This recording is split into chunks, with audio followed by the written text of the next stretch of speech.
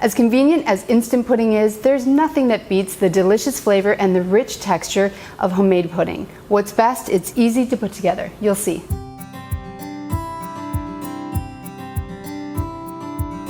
Okay, let's get started. We're going to add some sweetener. We've got sugar. And we're going to add some thickener. We have cornstarch.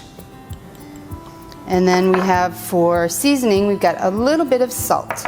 We'll mix this together in a large saucepan. So we've got the sugar, the cornstarch, and the salt mixed together. Now we're going to slowly add 2 cups of milk. I'm using whole milk, and I think that's best for the best flavor and texture. So whisk this until it's smooth.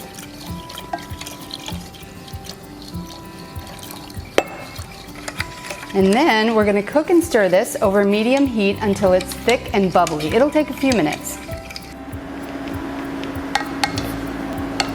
So now we're going to temper the eggs. We've got 3 egg yolks here. I'm going to pour a little bit of the hot mixture into the eggs. That's going to bring them gradually up to temp. If I were to put these into the mixture right now, just plunk them in like that, they're going to curdle, it'll be a mess, and we're going to have to start over. So let's not do that. We'll slowly add a little bit of the hot mixture, incorporate it into the eggs, and then return that to the pan, and that's called tempering. So we're going to whisk the eggs together, the yolks with the hot pudding mixture, and then we'll return that to the pan. All right, and then we're going to cook this for another 2 minutes, and then we'll add our chocolate. I've got a giant dark chocolate bar here, and we're just going to sprinkle this in. You can use whatever kind of chocolate you want.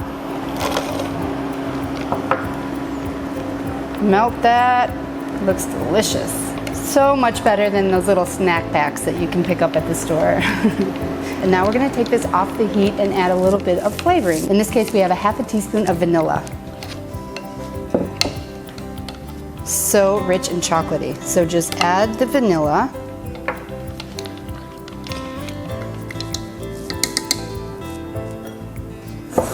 Transfer the pudding into a bowl. Make sure you get all of the goodness out. All right. And then we're going to put some plastic wrap right on the surface so that it doesn't develop the skin. And then we'll put it in the fridge so it can cool and get even thicker. You don't want any of the air to be exposed, and that's why we're pressing the plastic wrap right on the surface of the pudding. Okay, into the fridge. A fun garnish for chocolate pudding, chocolate curls. I'll show you a really easy way to make chocolate curls. I like to take a milk chocolate candy bar, and I just kind of warm up the edge a little bit. It makes the curls easier to curl. And then I use a Y peeler, a Y vegetable peeler, and then you just run the peeler around the chocolate, and it makes really cute little curly cues. So we let the pudding sit in the fridge for a while to chill out and thicken a little bit more. We're ready to serve. So we'll pull off the plastic wrap, which was preventing the pudding from getting a skin. And we're gonna serve it and top it with some homemade whipped cream. You could top it with these chocolate curls that we made earlier. You could add toasted nuts on top, or even chopped M&Ms. Dark chocolate pudding, an old-fashioned treat that you made from scratch. It's delicious.